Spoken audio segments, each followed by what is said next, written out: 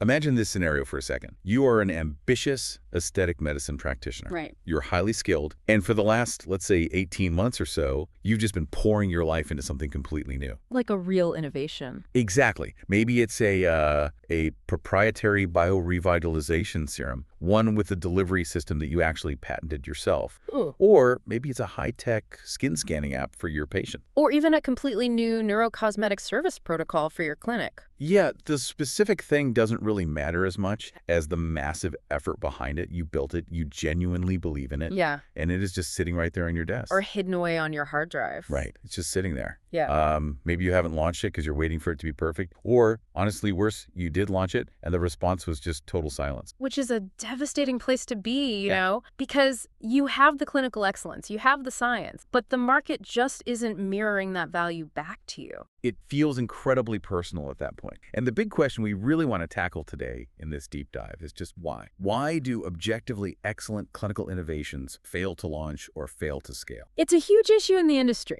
It really is. So to answer that, we're diving deep into the methodology of Dr. Ari Masudi. He's such an interesting figure in this space.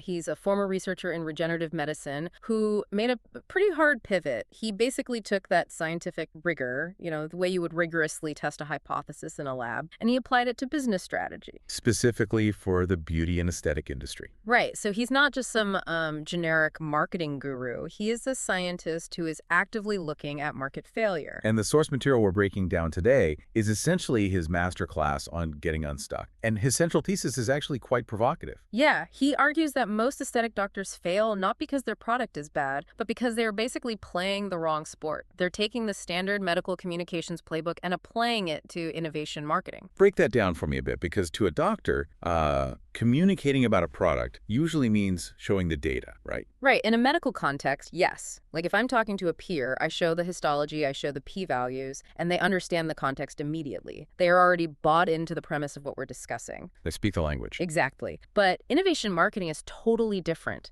It is not about informing a peer. It's about convincing a consumer to fundamentally change their behavior. And those are two completely different cognitive tasks. So our mission today is to help you, the listener, bridge that gap. We're going to look at how to take a clinically excellent product and actually get the market to buy it. And to keep us grounded, we're going to follow a specific case study from Dr. Masudi's file. Dr. Sophie Rives. Yes, Dr. Rives. She's a physician based in Zurich who developed a mobile app for personalized at-home skincare rituals, and it's driven by AI. On paper, it's brilliant. The design is sleek, the AI works flawlessly, but she has been stuck for 6 months, just bleeding money, trying to figure out how to actually sell the thing. So let's use her situation to unpack this broader system. Where does Dr. Masudi usually start? He starts with a pretty big splash of cold water, honestly. Yeah. He talks about the failure rates. Depending on the specific sector of aesthetics, between 20% and 95% of new products fail. Wow. Yeah, he describes the beauty industry as notoriously unforgiving. 95%. That is a massive range, but even 20% is a high risk. It is. But here's the nuance that usually gets missed here. When a product fails, the creator, the doctor, almost always assumes the product itself was flawed. They think the formula wasn't strong enough. Right, or they think, oh, the app code wasn't clean enough. But Masudi says, in this specific space, failure is rarely about quality. The problem is almost always that the product is simply unknown. But when he says unknown, he doesn't just mean people haven't seen an Instagram ad, does he? Because that just sounds like a basic budget problem. No, and that's the trap people fall into. It isn't about reach or how many billboards you buy. It is a perception problem. It's this fundamental mismatch between what you think you are offering and what the patient actually perceives as valuable, which leads us to the first major concept we really need to lock in today. Relative advantage. Yes, relative advantage. Define that for us. So, relative advantage is the degree to which an innovation is perceived as better than the idea it supersedes. You have to remember, patients are creatures of habit. They already have a routine. They already use a night cream. Right. So to get them to switch, you have to answer one very specific question for them. If I use this product once, why can I never go back to what I was doing before? I can't go back. That really implies a one-way door. It does. And Masudi is super strict here. He says if you cannot answer that in one single crystal clear sentence, you need to step away from the launch button immediately. Don't hire the PR firm. Do not hire the PR firm. Do not run the ads. You just aren't ready. This connects to a strategy in the source material called marketing as a design filter. And this part really struck me because it completely flips the standard development timeline on its head. It's the total antithesis of how most medical professionals work. We usually treat marketing as the final coat of paint, right? We build the car, we polish the engine, and then we say, okay, marketing team, go sell this thing. Go make it sound good. Exactly. But Masudi argues that marketing, and specifically the articulation of value, that has to be embedded from day one. Because if you wait until the end, the product's architecture is already fixed. It's too late. Precisely. You might have spent $50,000 building a feature based on an assumption that you never even test. Take Dr. Rives and her AI app. She spent months coding this advanced assessment module just because she thought it was cool tech. Right. Masudi suggests she should have started entirely differently. Before writing a single line of code, she should have sat down with 15 or 20 patients. And just ask them what they want the app to do.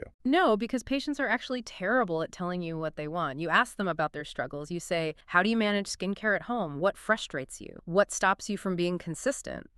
You need to hear their exact vocabulary because those words shouldn't just be market research. They should literally become your marketing copy. There's a tactical tool he mentions here called the right first rule. I think this is just genius. It's a great low-cost hack for anyone listening who is building something right now. The rule is simple. Write the marketing copy before you finish product. Wow. Yeah. Attempt to write 3 compelling bullet points about what this product actually does for the patient. If you struggle to make those bullet points sound exciting, your product isn't finished. It forces you to clarify the value proposition before you commit serious resources. It saves you from building things nobody actually wants. If the copy is boring, the product is likely boring no matter how good the underlying science is. Okay, so let's assume we have that clarity. We know our relative advantage. The next step Masudi outlines is understanding the actual category of your innovation. He distinguishes between radical and incremental. Why does this distinction matter so much? It matters for your budget, and frankly, it matters for your mental health. Mixing these two up is where so many practitioners burn out and just quit. Let's define them. What constitutes a radical innovation in an aesthetic clinic? Radical innovation requires the user to adopt a completely new behavior or a new ritual. Dr. Rives' app is a textbook example of this. It asks the patient to stop just mindlessly applying a cream and start interacting with an AI. Like doing a daily face scan. Right. And it also changes the doctor-patient relationship from a purely in-clinic interaction to a digital hybrid model. So the friction there is really high. You're asking the patient to do actual work. Huge friction. And the consequence of that friction is that it requires serious market education. Patients don't just wake up knowing they need an AI skin coach. You have to teach them why they need. Which means demos, tutorials, long-form content. All of it. And Masudi estimates you need a runway of 6 to 12 months before you're going to see any meaningful traction on a radical innovation. 6 to 12 months. That is a long time to keep the lights on without big revenue coming in. Compare that to incremental innovation then. Incremental is, say, a new mesotherapy formulation that is less painful. The core behavior is exactly the same. The patient comes to the clinic, lies down, gets treated. The message is just simpler. Much simpler. Same results, less pain. Or same results, one session fewer. Exactly. The patient already understands the category perfectly. You can launch an incremental product in 3 to 6 months easily. So the real danger here is Dr. Rives trying to launch her radical AI app with the expectations of an incremental product. That is the absolute death zone.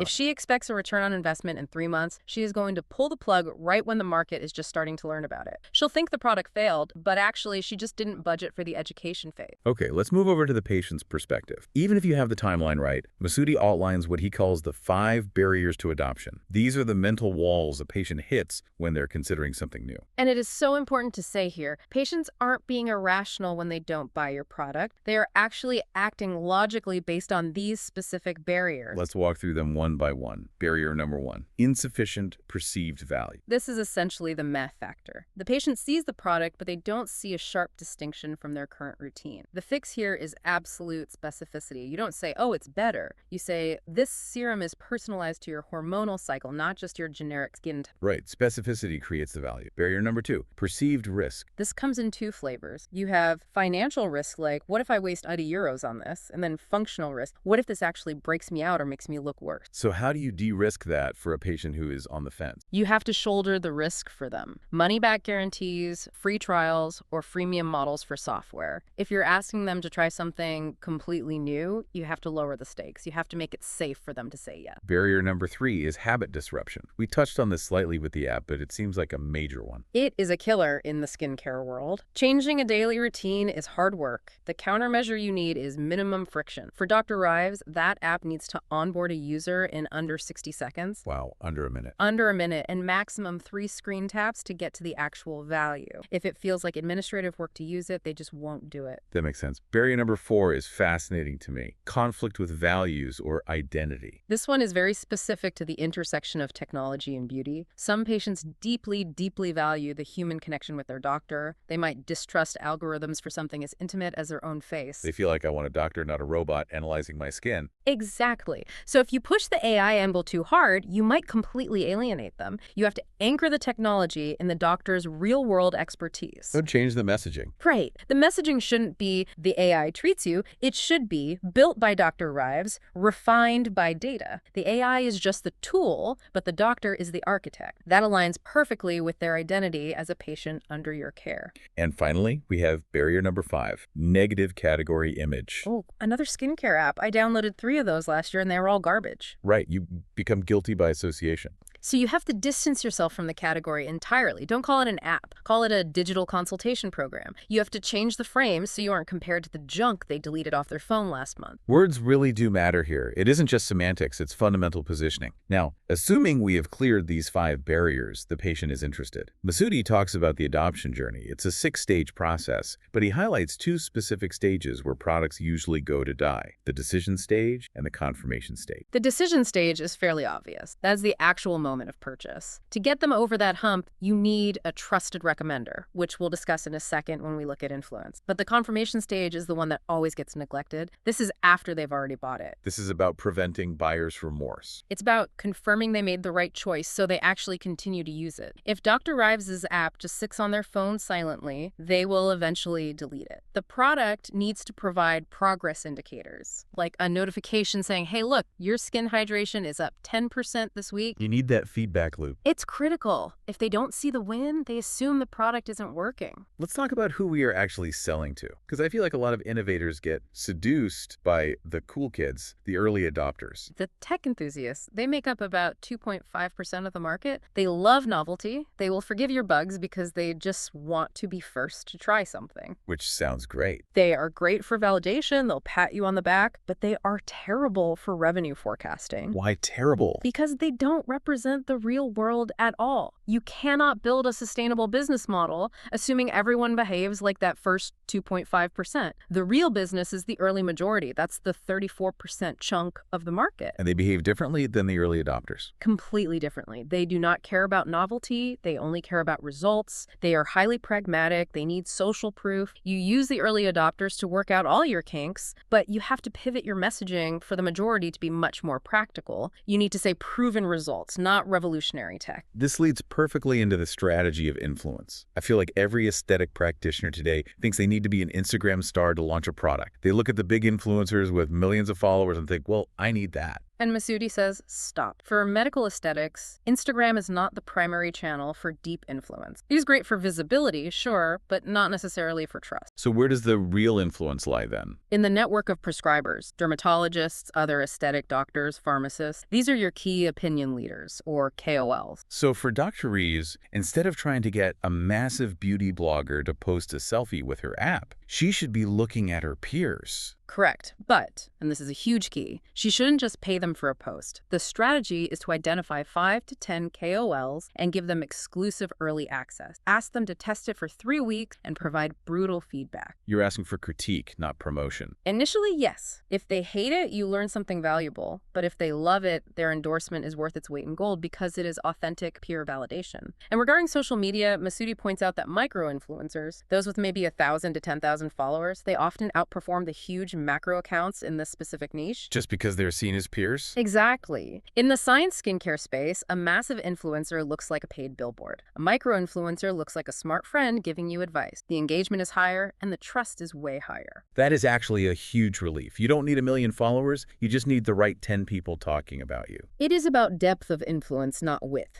Okay, so we are getting towards the launch phase. But Masudi has a very stern warning here. He says, don't guess, test. This is where the scientist's brain needs to kick back in. We tend to rely heavily on surveys. We ask people, hey, would you use this? And people are generally nice, so they just say yes. And that data is worse than useless. It's actively misleading. Stated intention overestimates actual behavior by a massive margin. Masudi has a rule of thumb. If 50% of people say they will buy your product in a survey, you should forecast maybe 20 to 25% in reality. So how do we get data we can actually trust? He suggests 3 specific tests that measure real behavior, not just opinion. First, pre-orders. Put up a landing page. Ask for money up front with a founding member price. That is the ultimate truth serum. If they won't open their wallet, they do not want it. Hard to argue with credit card data. Second is the fake door test. I love this concept, but explain how it actually works ethically. So let's say you're thinking of launching that new neurocosmetic service. You add a button to your clinic website or your booking platform that says, book neurocosmetic consult. But the service doesn't actually exist yet. Right. When they click it, you show a message saying, coming soon, join the wait list. The metric you are tracking is the click. If nobody clicks the button, your positioning is wrong or the demand simply isn't there, and you learn that without buying any new equipment or training your staff, you saved an absolute fortune. You are testing the demand before you build the supply. Exactly. And the third method is the Van Westendorp price test. That sounds incredibly fancy. It's actually very simple in practice. Pricing is usually just a guessing game for practitioners. This test creates a pricing corridor. You don't just ask, how much would you pay? You ask 4 specific questions. And the 2 most important ones are, at what price does this feel too expensive? And at what price does it feel so cheap you wouldn't trust the quality? That second one is crucial in aesthetics. Too cheap is dangerous territory. Too cheap implies it is fake or expired or dangerous. This test gives you a pricing map based on consumer psychology, not just your internal profit margin. So let's say you've tested, you have your behavioral data, and the lights are green. How do you actually launch? Do you just flip the switch and go global? No, you do a progressive launch. Start warm, start with your existing patient base. They already know and trust you. Iron out the bugs with them first, then move to partner clinics. Then, and only then, consider retail or the mass market. Do not do a mass launch without strong, proven demand signal. It's a very disciplined approach. It avoids that big splashy reveal that ends up falling totally flat. And that protects you from the burnout scenario we talked about. You can serve your resources for when they really matter. This has been incredibly dense with actionable advice. I want to make sure our listener walks away with a clear plan. Dr. Masudi outlines a minimum you need to do this week. Let's run through it quickly. All right, listeners, grab a pen. This is your homework. Step 1. Write the relative advantage in one single sentence. Remember, not what the product is, but why I cannot go back to my old routine after using it. Step 2. List the top 3 barriers your product faces and write down one countermeasure for each. Be brutally honest about the barriers here. Is it the price? Is it the habit disruption? Is it the robot doctor fear? Figure it out and fix it before you launch. Step 3. Design a simple demand test. A landing page, a wait list, a fake door button on your site. Just get something out there that measures actual clicks, not smiles. Step 4. Reach out to 2 opinion leaders. Offer them a free trial and ask for brutal honesty, not a promotional shout out. And step 5. Decide if your innovation is radical or incremental.